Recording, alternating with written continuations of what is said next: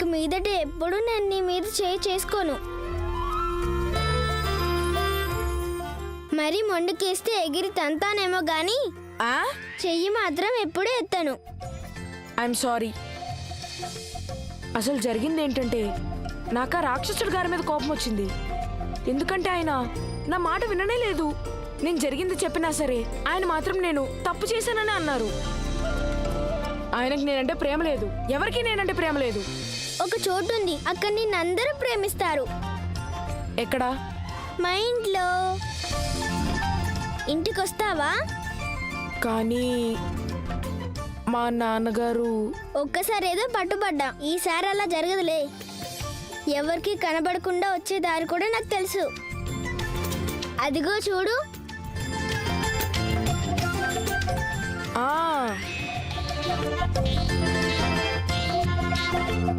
కానీ నేను బట్టలు మార్చుకోవాలి కదా. అవును, త్వరగా కానీ కాళీప్రసాద్ గారు ఎదురు చూస్తూ ఉంటారు. పద.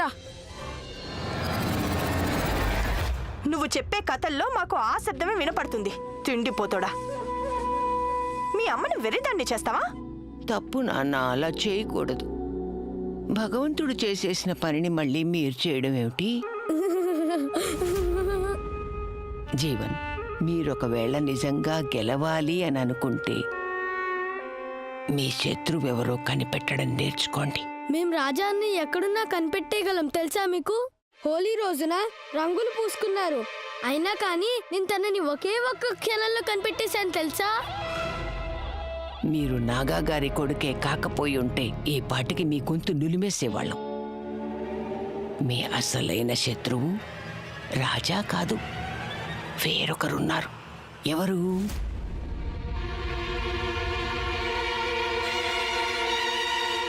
మీరా?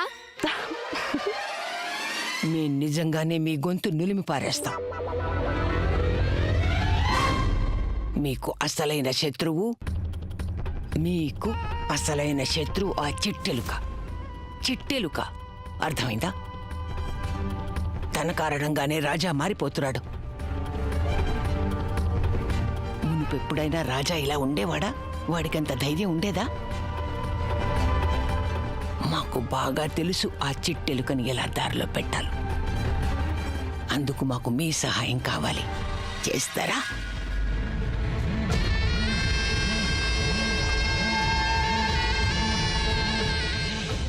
Deal deal deal.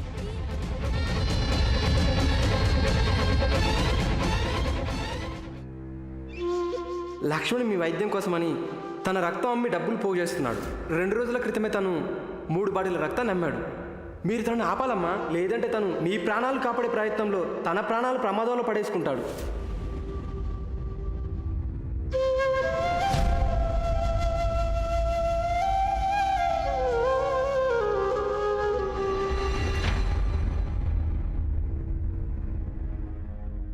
నువ్వు చేసిన ఉపకారం నేను జీవితాంతం మర్చిపోలేను లక్ష్మణ్. అమ్మా, మీరే నిర్ణయించుకోండి. నేను మీ అబ్బాయినో పరాయి వాడినో. అమ్మా, మీ కొడుకునైతే నన్ను ఈ మాటలతో పరాయోడిని చేయకండి, కానీ పరాయోడినైతే నన్ను కొడుకు అనకండి. అమ్మా, మీతో ఉండటం వల్ల మొదటిసారి నాకు అనిపించింది నేను అనాథని కాదు అనే. నా ప్రేమని ఉపకారం అనుకుని మళ్ళీ నన్ను అనాథన చేయకండి అమ్మా.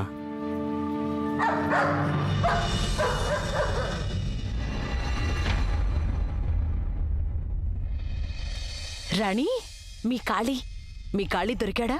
కాళీ కాదు, కాళీప్రసాద్ గారు, మంచి విశ్వాసం గల కుక్క గారు.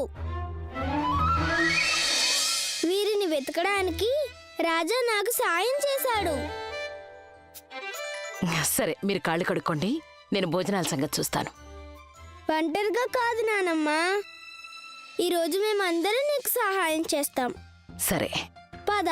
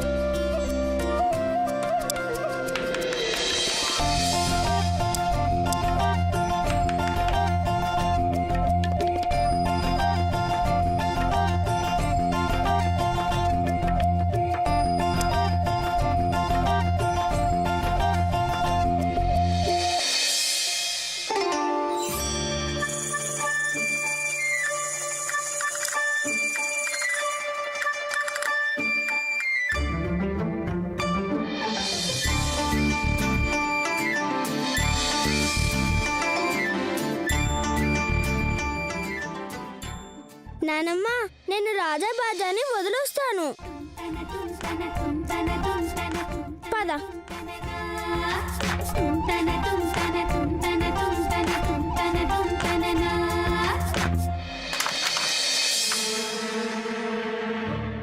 రా రా త్వరగా.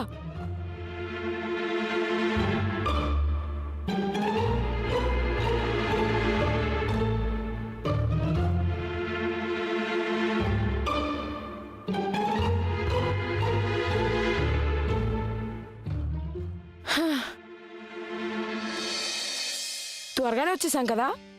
సరే నేను వెళ్ళొస్తాను. ఇదిగో బలిమొహమా, ఆగు, రైటు.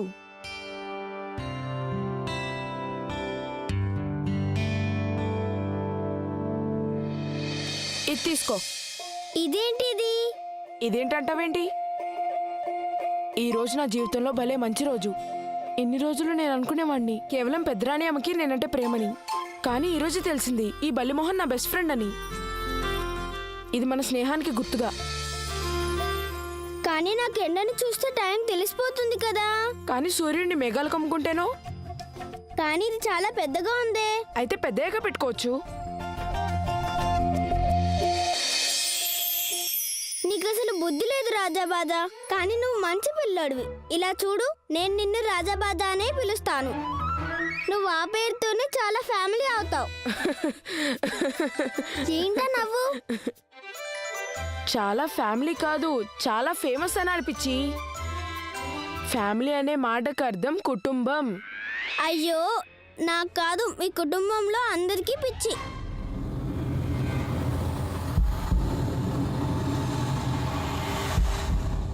ఇప్పుడు నా ఫ్యామిలీ నువ్వు, నీ ఫ్యామిలీ నేను. ఇది గుర్తుంచుకో చాలు బల్లి.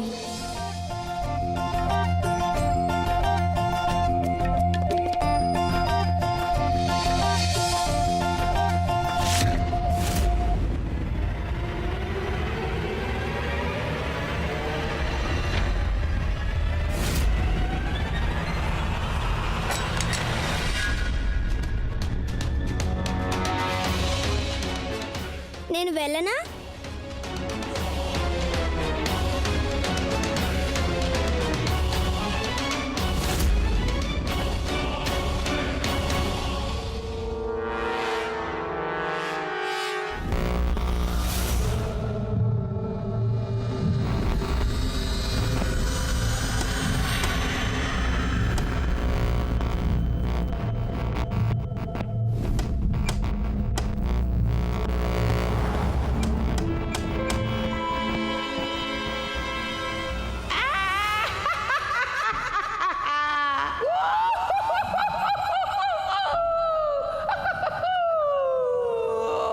మనసులో భయం వేసినా చిట్టెలుక దడుచుకోలేదు, భయపడలేదు.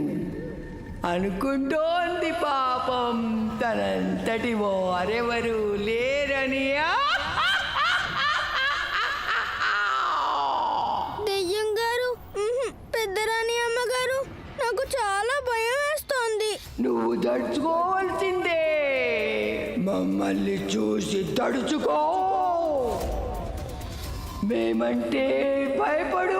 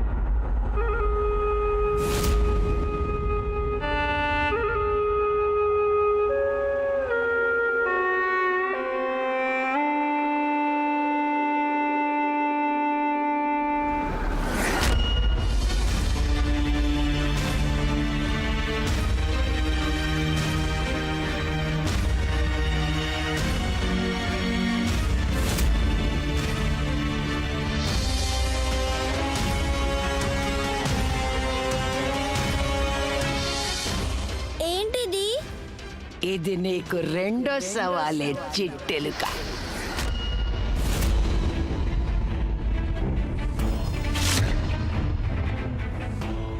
చెప్పు, సిద్ధమేనా?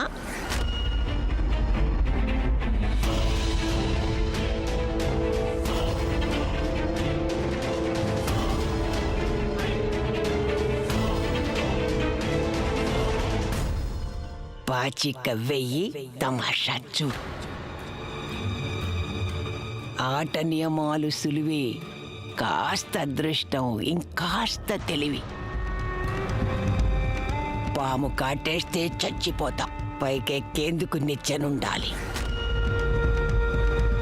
నిచ్చెనెక్కినప్పుడు మేము అడుగుతాం ఒక ప్రశ్న, సరైన జవాబుకి నువ్వు పైకెళ్తావు, లేదంటే నీకు ఏడుపే గతి. చెప్పు, ఆడతానంటే ఆడు, లేదంటే ఓడానని ఒప్పుకో.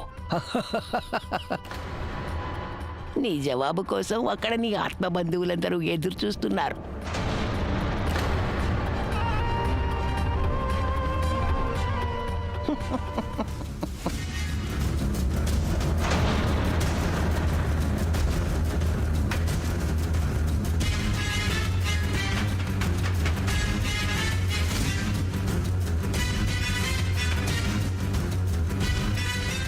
నేను ఆడతాను, పోతే నాదో షరతుంది.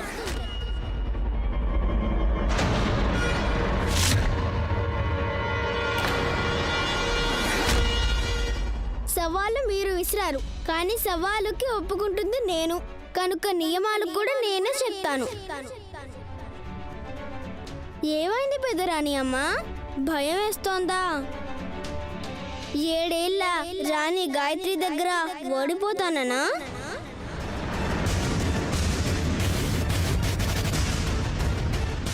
చెప్పు, నీ కోరికేంటో చెప్పు.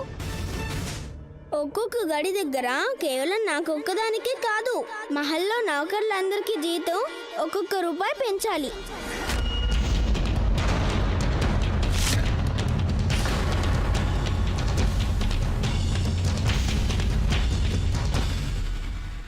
ఒప్పుకుంటున్నాం.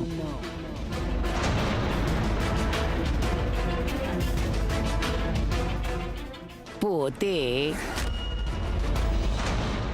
ముందే నాకు తెలుసు పోతే గీతే అంటుందని. ప్రతి తప్పుడు జవాబుకి నువ్వు ఏ నెంబర్ మీద నుంచుంటావో అన్నిసార్లు నిన్ను కర్ర తీసుకుని బాధేస్తాం.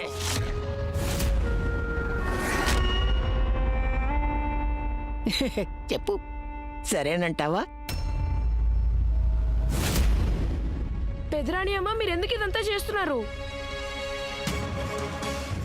బలిమోహ, నువ్వు ఈ షరతులకు ఒప్పుకోవద్దు. నేను ఒప్పుకోకపోతే వీళ్ళందరి హక్కులు వీళ్ళకి ఎప్పుడూ దక్కవు. రాణి, ఏమైంది నీకు? ఒకసారి గళ్ళ మీద ఉన్న నంబర్లకేసి చూడు. జవాబు తప్పైతే చితక బాధేస్తారు నిన్ను. నేను ఈ నిచ్చెనలన్నీ ఎక్కేశానంటే అందరి జీతాలు 10 రూపాయలు పెరుగుతాయి. ఒప్పుకోరాని, ఉండనే ఉంది కదా నీకు శ్రీరామ రక్ష.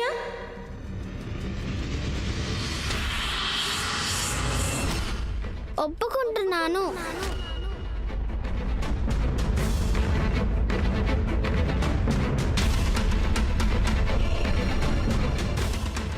వెళ్ళండి, వెళ్ళి దానికి పాచికివ్వండి.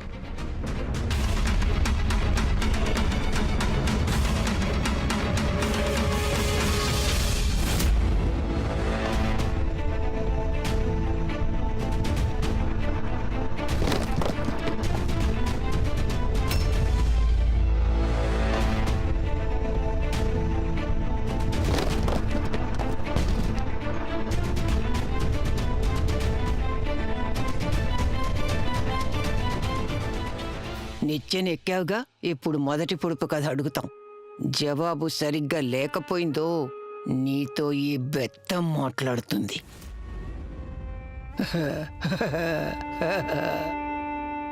విను, నేనెప్పుడూ లేను, కానీ ఎప్పటికీ ఉంటాను. ఎప్పుడూ ఎవరూ నన్ను చూడలేదు, అసలు నన్ను చూడలేరు కూడా. అయినా అందరికీ ఉంది నా మీద నమ్మకం. నా సాయంతోనే ఈ లోకంలో బతుకుతున్నారు. చెప్పుకో చూద్దాం, నేనెవర్ని?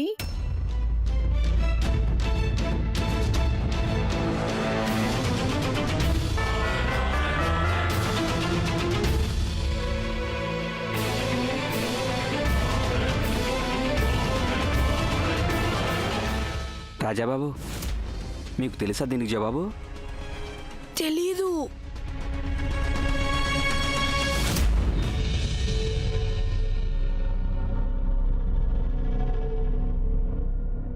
మీరు నా మనసులో మాట ఎప్పుడు ఎలా పసిగట్టేస్తారు?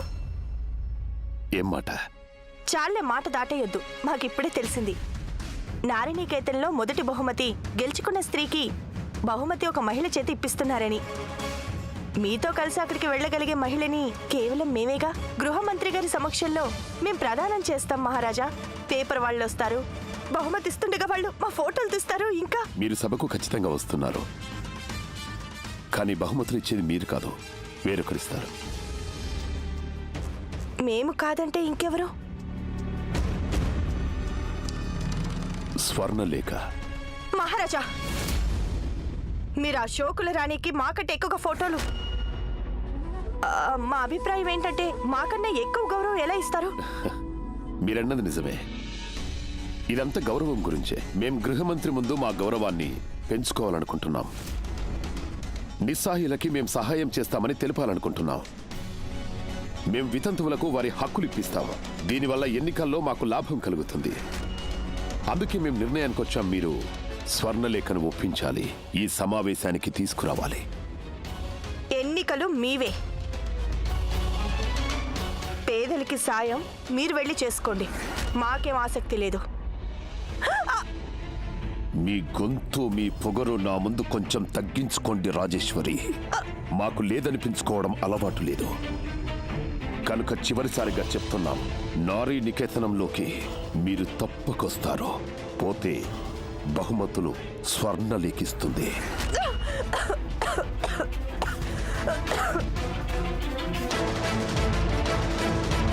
రాణి పని అయ్యింది. Tick tick 10, tick tick 9, tick tick 8, tick tick 7, tick tick 6, tick tick 5, tick tick 4, tick tick 3, tick tick 2, last tick tick 1. అయిపోయింది టైము. ఏం చిట్టెలుక, వింటావా పొడుపు కథకి విడుపు? దానికి జవాబు భవిష్యత్తు. ఎప్పుడు నేను లేను కానీ ఎప్పటికీ ఉంటాను. ఎవరూ నన్ను చూడలేదు, ఎప్పటికీ చూడలేరు కూడా. కానీ అందరూ నన్నే నమ్ముకుంటారు. నా సాయంతోనే బతుకుతున్నారు. చెప్పవే చిట్టెలుక, నేనెవరిని? నేను భవిష్యత్తును. అయ్యో, ఏంటిది? నేను ఇంత చిన్న జవాబు కూడా చెప్పలేకపోయానేంటి?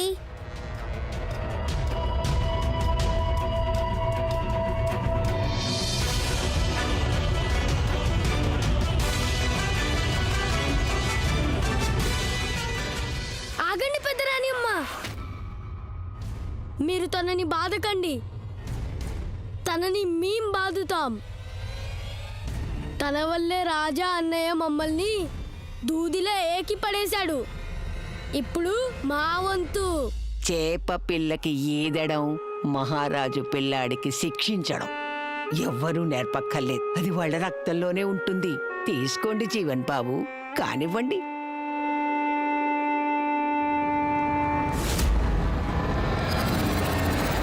దెబ్బలకి నేను భయపడను, కానీ తిండిపోతు నన్ను కొట్టడం ఏమిటి?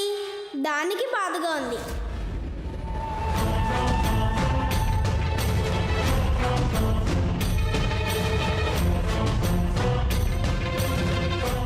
ఏమిటి చేస్తున్నావు? పుణ్యం. దాహంగా ఉన్న కర్రకి నూనె పట్టించడం పెద్ద పుణ్యం అంటారు. ఇక ఇప్పుడు నిన్ను చక్కగా బాధొచ్చు.